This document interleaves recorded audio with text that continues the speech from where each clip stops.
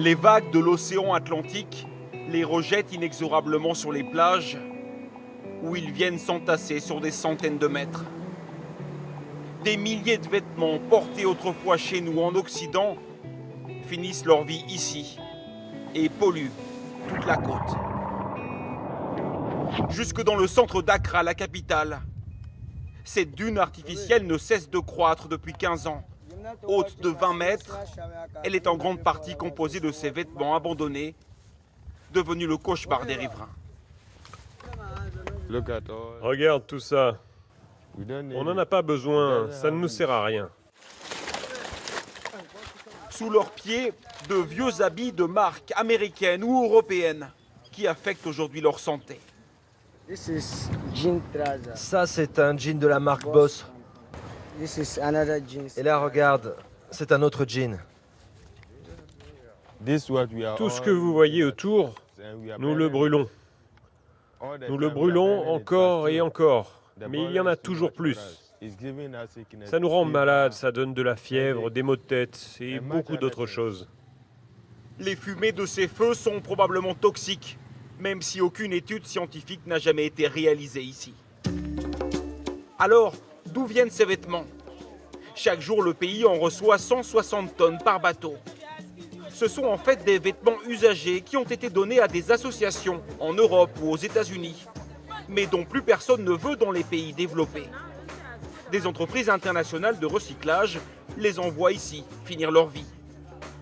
Sur le marché de Contamonto, ils sont finalement revendus en vrac, quelques centimes du kilo. Nous achetons des vêtements de seconde main et ensuite nous les vendons. C'est pour ça qu'on est ici. Ça vient de Londres, de Dubaï, du Canada. Au Ghana, toute une économie s'est développée autour de ces fripes. En haut de l'échelle, il y a des grossistes. Dans cette boutique, des dizaines de sacs attendent de trouver preneur. Ça, c'est des robes d'enfants. Et là, c'est pour les bébés. Ça, c'est des sous-vêtements pour hommes. Vous voyez tout ce qu'il y a ici? C'est un gros business dont je m'occupe. Habituellement, on reçoit ça 2 ou 3 fois par mois. Ensuite, les vêtements sont revendus par les détaillants et chacun a sa spécialité. Ici, des chaussures. Là, des soutiens-gorge. Le problème, c'est que dans cette montagne de fripes, très peu sont finalement encore utilisables. Cette vendeuse vient d'acheter ce ballot de 55 kilos.